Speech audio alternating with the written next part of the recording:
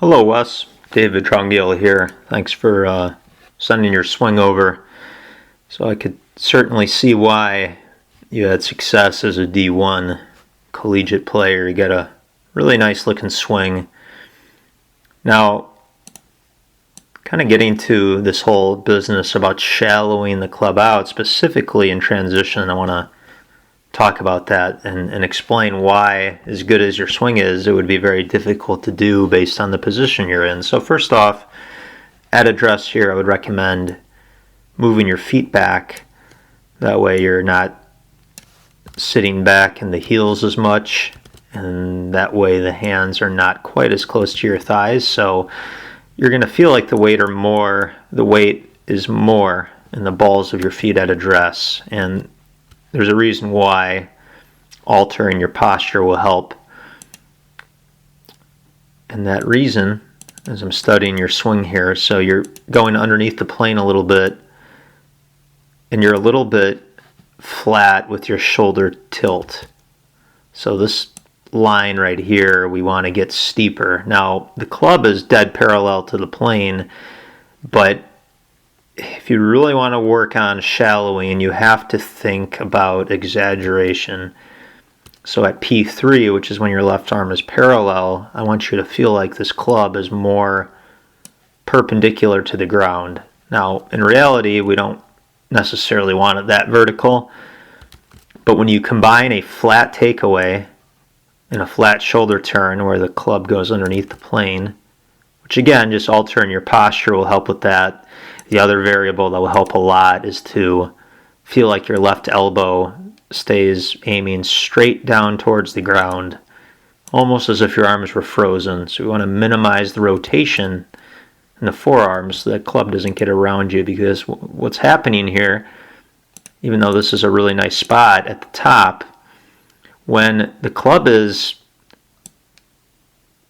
a little bit laid off and the right elbow is really low,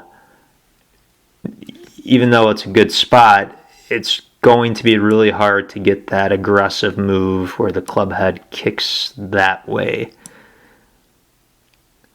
Now, I'm going to show you examples of tour players and prove this point. I'm not advocating that you get your right elbow, way up in the air like Fred Couples or do anything extreme. I just think that if you get your hands a little higher and that club pointed just marginally more down the target line, you might in your mind, Wes, have to feel like the club is crossed. Again, you know how this game works in golf. To make a change, you have to go a mile to get an inch. So getting the hands a little higher, steeper shoulder turn, posture, that would be interesting to see the outcome without even doing any drills or even thinking about the transition. I think automatically that would help flatten that club out, but obviously we're going to talk about drills and some other stuff. So I'm just kind of studying your swing as I'm talking here. So, all right, so that first move, you can see the very first move is just basically right there, where we want to get the club head kicking right there immediately in the transition. All right, so the only other fault I would say, and this is a minor thing, is in this transition your knee is a little bit forward and down. I would like to see it fire back and open up as soon as possible. And that's not a big contributing factor, but P5, which is when the left arm is parallel in the downswing, ideally at this point we'd like to see, again, your left knee pulling back farther. So your hips are just a little bit slow to open, but really not bad.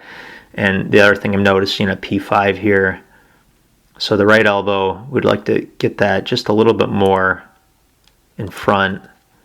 If we look at the club itself, you're a little bit vertical of the plane line, just barely. Love the head movement going down. You're doing a very decent job of keeping your hips back. A lot of great stuff in the swing. So this is Mito Pereira. If you watch the PGA Championship, he made a nice run, didn't quite make it, but he sets a perfect example of how to shallow the club out.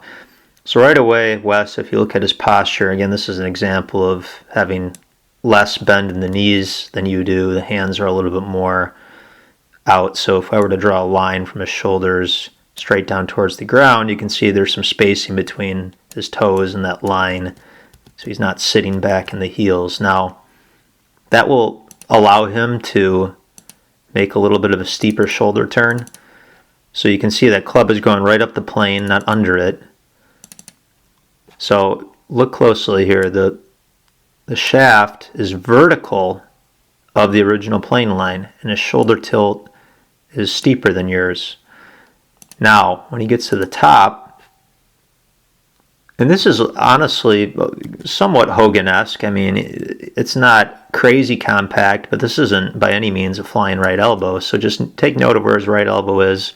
And again, what's crucial here for this move, unless you have tremendous flexibility, he just simply has that club going right down towards the target line. So you don't have to get crossed, but watch this transition. It's simply amazing. So here's the club head. There's the club head. All right, so you can see the move was just flying sideways there. So part of what allowed him to do that, as I already mentioned, is just taking the club back so that it's more closer to perpendicular to the ground, and he's just creating more tilt. All right. So yeah, this is really shallow now, right? We're parallel or even flatter than the plane at this point. So essentially it's the opposite of you, right? Steeper on the way back and shallower on the way down. Now, I know you said you're a Hogan admirer, as am I, but I just wanted to prove a point here. So check this out. So what is he doing differently than you? Again, more angular shoulder turn. I would say that at left arm parallel, that shaft is a bit more vertical. But what I mentioned at the beginning with the right elbow, so watch this. And this is like a 3/4 wedge, so his elbow is super low. The club, if anything, again, he's a little bit laid off. It's just, we're going to see that magic move, right, that you're pursuing, where that right elbow squeezes in. We're going to see the club head go this way. But when your swing is that compact, there's just simply less force or less room to make that transition. So he'll still do it. Let's watch. All right, so there it goes, but it's not nearly as pronounced as the Mito Pereira example we just saw. So, all right, there it is. One more time. But check out the bend at the waist here. It's really crucial. So the point I'm getting at here is, where do you draw the line? I mean, we're not trying to emulate everything Hogan does. Don't get me wrong, probably the greatest swing of all time, along with Tiger Woods in his prime. I like Tiger's swing and worked with Hank Haney when he was a little bit more compact with the arms, but you can understand my point here is when the elbow is super low, there's nothing wrong with the swing, but again, if your goal based on the email is that you really want to get that club to kick more laterally, it's in your advantage to get the arms, I would say, a little bit higher than what Hogan's doing here. On the same token, not necessarily getting a flying right elbow. Now, if you were to let the right elbow fly, you could still do that move. I just think that makes the swing more complicated. Let's look actually at an example of that since I brought it up. So if we look at Viktor Hovland here, who obviously has been a top 100 player in the world, I just wanted to show you, he's going to do something quite differently than Hogan with the elbow, but this is a prime example of the shallowing move where it's very transparent. So check that out. Left arm parallel, again, very vertical. Now he's going to let this right elbow fly up, and I don't like that. I mean, if you're going to try and emulate someone, a happy medium in between, let's say, the Mito Pereira clip and a Ben Hogan, where your right elbow is not drifting, but it doesn't have, I don't want it too low because you won't be able to do this move. But watch what happens. So in the transition, this club head is just going to sail that way. All right, so now to get a little more detailed, again, posture, right? Notice less flex in the knees than you. The other thing that he's doing is at address. The weight's a little more in the balls of the feet, right?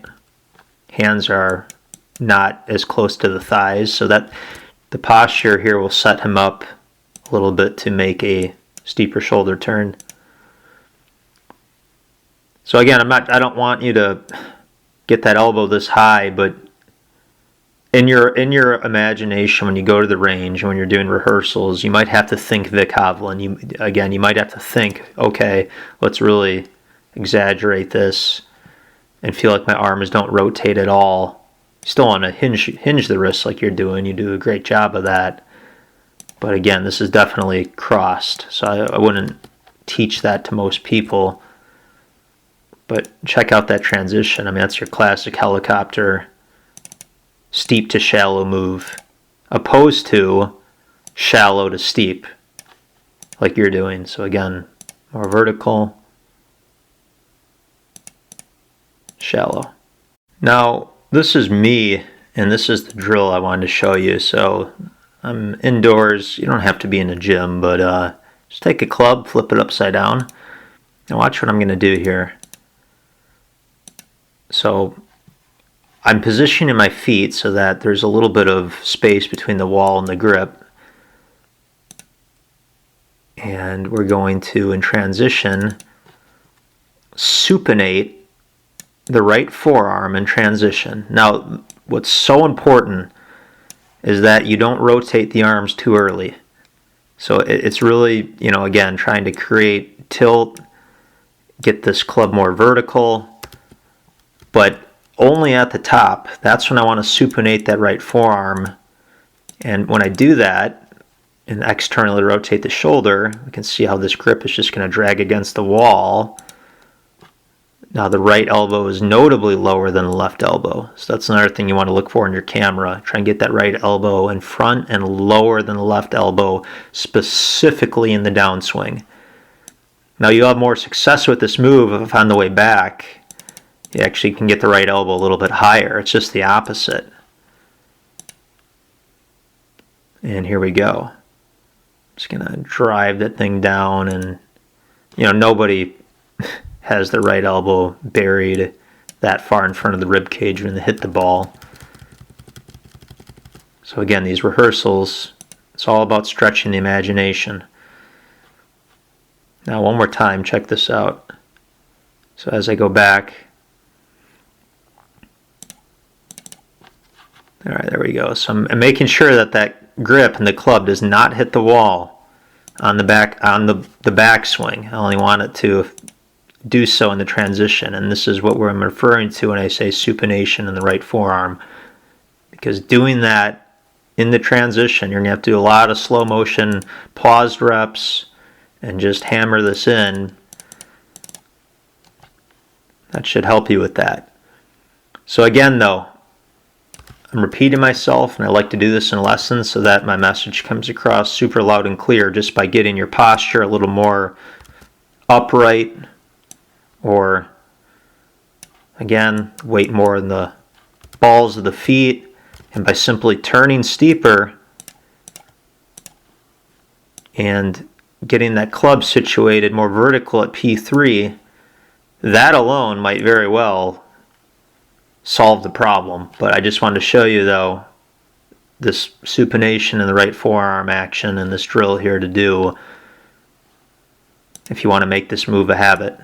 Alright, so from the face-on view, there's not as much to discuss because your swing is looking so good here. So one thing I love is this extension or width.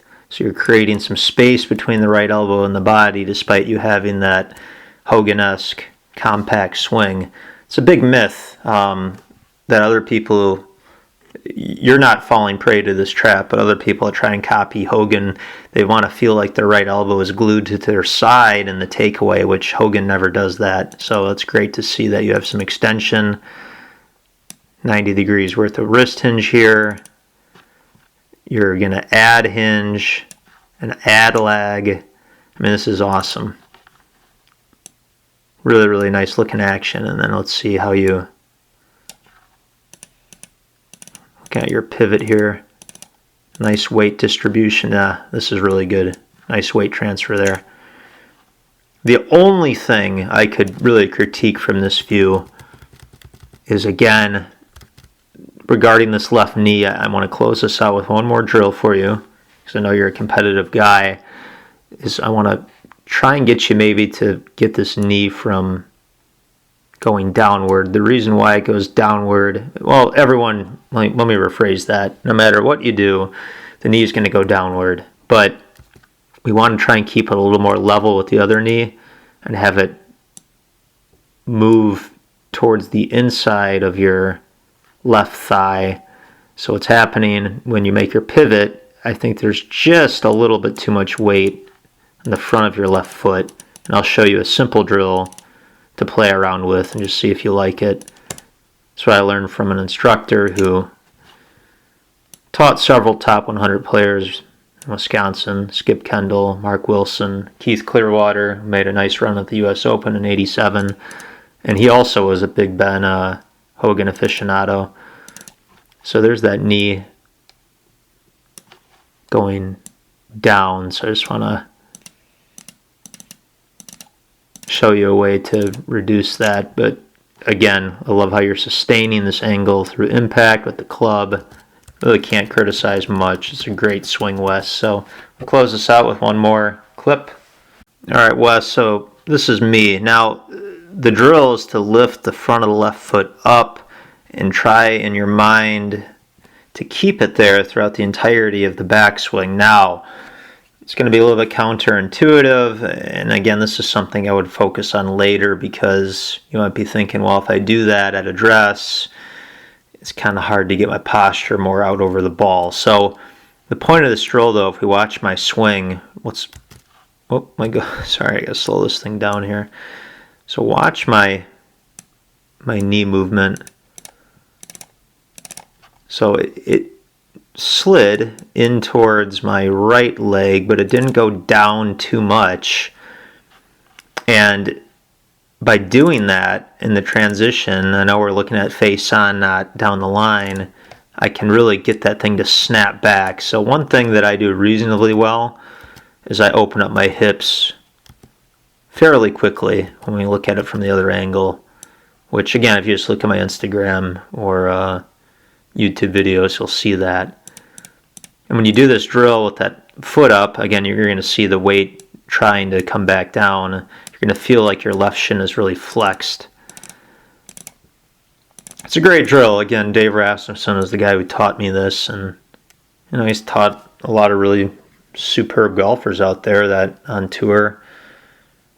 And one of his students, Kaylor Steger, just the other year made it through the US Open local qualifier doing this exact same drill. So now I'm nowhere near that level of competition. I think I'm better at teaching than playing, so my swing needs a lot of work. I mean, overall, I would say your swing is better than mine in many aspects. So again, just one other drill to think about. The main thing, though, is the shallowing. I hope that wall drill helps. I hope the inside helps, again, with just everything I discussed. Steeper turn, less rotation in the arms, and definitely give me a follow-up email or send me a clip to see how things go, because I don't want to leave you hanging. If you have a question or anything, send it over, Wes. Look forward to hearing from you, and best of luck. Let's stay in touch.